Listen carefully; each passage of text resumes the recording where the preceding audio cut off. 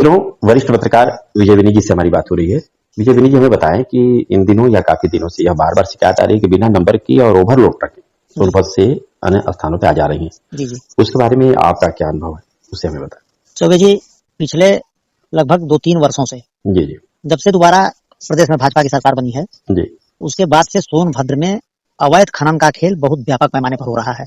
जी इस सच्चाई से अगर कोई इनकार करता है तो वह सफेद झूठ बोलने की कोशिश कर रहा है और वह यह साबित करना चाहता है कि सूर्य पूरब से नहीं पश्चिम से उगता है। जी जी वर्तमान में स्थिति यह है कि आपके डाला ओबरा से लेकर के सुकरूत तक जी जी हर जगह 4, 6, 10 की संख्या में नौजवान लड़के मिल जाएंगे, मोटरसाइकिल से, कार से, जीप जी से, जी और उनका काम है बगैर परमिट और बगैर नंबर की गाड़ियों के ड्राइवरों से बात कर उन्हें यह बताना कि इस समय चेकिंग चल रही है कि नहीं चल रही है। जी और जब काफी हो हल्ला मचा है समाचार पत्रों के द्वारा या कुछ सामाजिक कार्यकर्ताओं के द्वारा या कुछ नेताओं के द्वारा, जी जी तो वर्तमान में जब सक्रियता थोड़ी बढ़ी है खनन विभाग की दिखावे के तौर पर, मैं उसे दिखावे के तौर पर इसलिए कह रहा हूँ कि जब प्रतिदिन 100 में से 75 गाड़ियां बगैर नंबर और परमिट की पास हो रही हैं, जी जी तो 25 को पकड़ना दिखावा ही है। जी जी इस समय वर्तमान में चाहे वह करगरा की तरफ से ट्रकें आए बालू लेकर के, जी या आपकी दिल्ली मारकुंडी, ओबरा या डाला खनन क्षेत्र से आए जी बगैर नंबर परमिट की, वह कहाँ खड़ी रहती हैं, कैसे खड़ी रहती हैं, वह डाला चौकी, ओबरा थाना, चौपन थाना, गुरमा पुलिस चौकी, ओबरा डीएफओ, गुरमा कैमूर रेंज के रेंजर, फिर चूर्क रेंजर का परिक्षेत्र पार करके कैसे पार हो जा रही हैं, यह सबसे बड़ा यक्ष प्रश्न है। जी जी वर्तमान में अभी एक सप्ताह पहले फॉरेस्ट की टीम ने लुआ और चिरुई मार्ग पर 20 गाड़ियों को पकड़ा जो बगैर नंबर और बगैर परमिट की थी। जी उसमें से तमाम गाड़ियां बड़े अच्छे लोगों की हैं, राजनीतिक लोगों की हैं। जी तो ये हुआ कि चलिए फॉरेस्ट के लोग भी अब इस तरह की सक्रियता दिखा रहे हैं। जी जी कुछ दिनों पहले समाचार पत्रों में ऐसे ही आप विज्ञप्ति में पढ़े होंगे कि 200 पासर चिन्हित, जी जी तो 7 गिरफ्तार। 7 पासरों का एक कितना बड़ा रैकेट है जो पिछले कई वर्षों से सक्रिय है। जी जी 7 को गिरफ्तार कर रहे हैं, 8 को गिरफ्तार कर रहे हैं, एक एफआईआर में 20-20 लोगों के नाम से एफआईआर हो रही है। जी और बगैर नंबर और परमिट के वाहन जब खनिज संपदा ले जाते हुए पकड़े जा रहे हैं, इसका मतलब वह राष्ट्र की क्षति कर रहे हैं। जी जी तो ऐसे में उन मालिकों की गिरफ्तारियां आज तक क्यों नहीं हुई? एक भी ट्रक मालिक की गिरफ्तारी आज तक नहीं हुई। जी जी किसी ट्रक मालिक को चिन्हित करके यह कार्य विवेचना में नहीं किया गया कि कितने लंबे समय से अवैध कार्य कर रहे हैं। जी जी किसी ट्रक मालिक की संपत्ति आज तक कुर्क नहीं की गई। किसी ट्रक मालिक पर गैंगस्टर एक्ट के तहत मुकदमा दर्ज नहीं किया गया, सिर्फ 1-2 मामलों को छोड़कर। जी जी आज सुबह सूचना मिली मुझे, जबकि एक हमारे बहुत करीबी परिवार के सदस्य की तरह बड़े भाई थे, उनका निधन रात में हो गया था, उसके बावजूद भी सामाजिक कार्य के लिए सूचना मिली कि लुआ गुरमा मार्ग पर 50 से अधिक ट्रकें खनिज संपदा लोड करके खड़ी हैं। जी रात में मौसम खराब होने के वजह से आगे नहीं बढ़ी हैं जी और वह सुबह होते ही 8 बजे के आसपास निकलेंगे, अपने गंतव्य की तरफ जाएंगे। इस सूचना पर हमने 2-3 लड़कों को लगाया, जी जी यहाँ से लेकर के वार परसौना तक, जी जी तो कुल 70 गाड़ियां निकली।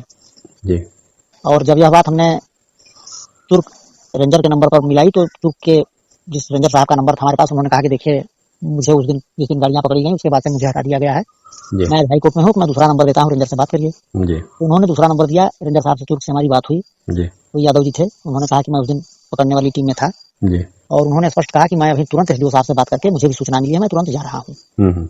10 मिनट के अंतराल के बाद ही वह फोन करते हैं कि ऐसा है कि हमारी गाड़ी पंचर हो गई है, मैं अब दूसरी गाड़ी का इंतजाम कर रहा हूँ, ट्रकें किधर हैं? कहीं ट्रकें तो सब मरकरी पुल से गुजर चुकी हैं और सबकी वीडियो हमारे पास है, मैं लगभग भेज रहा हूँ। और कुछ गाड़ियां मऊ की तरफ से निकल गई हैं, रामपुर बरकुनिया थाना क्षेत्र की तरफ। उसके बाद खनन विभाग को सूचना दी गई, खनन विभाग के लोग सक्रिय हुए, जिसमें खनन विभाग के लोगों ने 7 गाड़ियों को पकड़ा और 5, उनका जो कहना है, उन्होंने कहा कि 7 पकड़ी गई, 5 माल गिरा करके भाग गई। लेकिन जबकि सच्चाई यह है कि कम से कम 70 गाड़ियां पार हुई बगैर नंबर और बगैर परमिट के। अगर वह नंबर और परमिट के साथ हैं तो फिर उन्हें टोल प्लाजा से होकर आना चाहिए।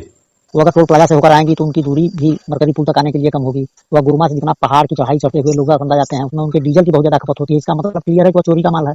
अच्छा, फिर उधर से कहाँ से निकलते हैं, फिर कौन सा रास्ता? वह लुआ समदा से होते हुए जी वो जो घाघर निकली है मऊ से पश्चिम तरफ, जी उस रपटे से होकर के सीधे वो चढ़ाई चढ़ करके वार परसौना होते हुए गाँव में से वो आ जाती है घाघर नहर पर, जी और घाघर नहर से होकर के वह मरकरी पुल आ जाती है।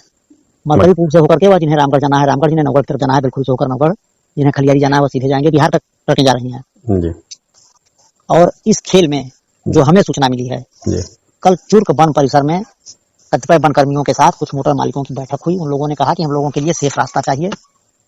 तो और जैसे खनन और अन्य थानों के लोग, कतिपय लोग जो लेकर के गाड़ियां पार करा रहे हैं, उसी तरह आप भी पार कराइए। तो पता चला कि जो इनका रेट था पहले नॉमिनल, उससे 2 गुना रेट बढ़ा करके ट्रक मालिकों को कहा गया कि आप इतना दीजिए तो फिर इस रास्ते से निकलिए। इसलिए वन विभाग की गाड़ी पंचर हुई। जी जी जी और चूंकि खनन विभाग को यह खेल पता नहीं था, खनन विभाग के अधिकारियों ने आज दौड़ाया और खनन विभाग के अधिकारियों को जो मुख्यालय पर हम हैं इसलिए पता नहीं कि यह खेल सिर्फ कुछ चंद राजनीतिक लोगों के साथ किया जा रहा है। जिस दिन मुख्यमंत्री योगी आदित्यनाथ जी आए थे डाइट परिसर में जी उस दिन उन्होंने एक बात अपने भाषण में कही कि सोनभद्र के विकास में विपक्ष बहुत बड़ा बाधक है। जी मैं उनकी बात से सहमत हूँ। जी वर्तमान में जितनी गाड़ियां पकड़ी गई हैं पिछले 4-5 वर्षों के अंतराल में, जी और उन गाड़ी मालिकों का चिन्हीकरण किया जाए और सूची बनाकर जारी की जाए, जी तो उन गाड़ी मालिकों में यह सच है कि 75% विपक्ष के लोगों की गाड़ियां हैं, जी लेकिन 75% विपक्ष के लोगों की गाड़ियां भी बगैर नंबर और परमिट के चल रही हैं। तो यह सत्ता पक्ष के कुछ लोगों की लिप्सा धन लिप्सा के चलते चल रही हैं, जी चाहे उसमें जो भी नेता हो। जी जी बगैर सत्ता पक्ष के नेताओं के संरक्षण के जनपद में इतना बड़ा खेल नहीं हो सकता, और उस विभाग में जो विभाग स्वयं सीधे मुख्यमंत्री के अधीन हो। जी खनन विभाग सीधे मुख्यमंत्री के अधीन है, और मुख्यमंत्री के अधीन विभाग में सोनभद्र में इतने व्यापक पैमाने पर अवैध खनन यह साबित करता है कि इसमें कहीं न कहीं सत्ता पक्ष के कतिपय लोगों का हाथ निश्चित तौर पर है। जी जी और इस खेल में खनन विभाग के कतिपय लोग, वन विभाग के कतिपय लोग और पुलिस महकमे के लोग शामिल हैं। यदि यह लोग शामिल नहीं हैं तो जिला प्रशासन को या जो खनन के प्रभारी हैं उन्हें, जो खनन के प्रशासक हैं उन्हें यह चिन्हित करना चाहिए कि जो गाड़ियां पकड़ी जा रही हैं बगैर नंबर परमिट के, उन मालिकों के खिलाफ गैंगस्टर और राष्ट्रीय सुरक्षा कानून के तहत प्राथमिकी दर्ज करके उनकी संपत्ति कुर्क करें, क्योंकि बगैर नंबर परमिट की गाड़ियां जब जा रही हैं तो उससे राजस्व की व्यापक पैमाने पर क्षति हो रही है, और राजस्व की क्षति होना यहाँ के गरीब की क्षति है। जी जी एक सबसे बड़ा सवाल है कि यूपी के मुख्यमंत्री योगी की चर्चा महज देश में नहीं बल्कि विदेशों में हो रही है कानून व्यवस्था को लेकर। जी और सोनभद्र में खनन विभाग खुद मुख्यमंत्री योगी के हाथ में है, इसके बावजूद इस प्रकार की घटनाएं हो रही हैं। यह मुझे लगता है यह बहुत बड़ी चुनौती इसको कहा जा सकता है। हाँ, एक देश में नहीं बल्कि पूरे विश्व पटल पर जी अपनी एक अलग छवि से पहचान बनाने वाले मुख्यमंत्री के शासनकाल में जी जी यह चुनौती जैसा है, बहुत बड़ी चुनौती।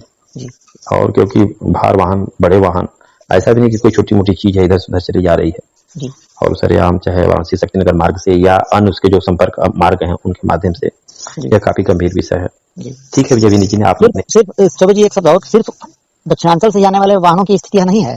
जी जी सुकृत चौकी क्षेत्र में लोहर तलिया और सुकृत की खदानों से भी जो गाड़ियां निकल रही हैं जी जी या खलियारी तरफ जा रही हैं, तो अभी इधर से घाघर नहर से होते हुए मरकजी से होकर बगैर नंबर और बगैर परमिट की जा रही हैं। पूरे जनपद में खिल जा रही है, और जिसे भी देखना हो अधिकारी समय दें, 1 दिन 2 दिन नहर पर बैठे या जहां हम कह रहे हैं जो स्थान चिन्हित है वहां बैठे, तो देखें कि दिन भर में 80% गाड़ियां बगैर नंबर और बगैर परमिट की जा रही हैं कि नहीं जा रही हैं। निश्चित तौर पर। और यह सबसे बड़ा सबूत यह है कि जो आरोप लगाए जा रहे हैं बड़े पैमाने पर उसकी जांच पड़ताल हो रही है, तो विभाग के लोग खुद इस तरह की कार्रवाई भी कर रहे हैं। जी तो ये अपने आप में एक बहुत बड़ा सबूत है। जो आरोप लगाए जा रहे हैं बिना नंबर के और ओवरलोड बिना परमिट के, यह विभाग जांच में खुद पकड़ रहा है और सत्यापित भी हो रहा है। बस उसका कुछ ही लंबे समय से यहाँ खनन का खेल, अवैध खनन का खेल जारी है, लेकिन मुझे नहीं लगता कि आज तक सरकार ने यहाँ के किसी बड़े अवैध खननकर्ता को जेल भेजा हो। इसके पीछे भी जरूर अधिकारियों को जेल भेजा गया हो। हाँ, निश्चित तौर पर इसके पीछे भी कहीं न कहीं कोई राज होगा, और हमें लगता है कि उन सभी विषयों पर भी फिर से हमारी आपकी बात होगी। आपने हमें समय दिया, इसके लिए विजय विनीत जी आपको बहुत बहुत धन्यवाद। धन्यवाद।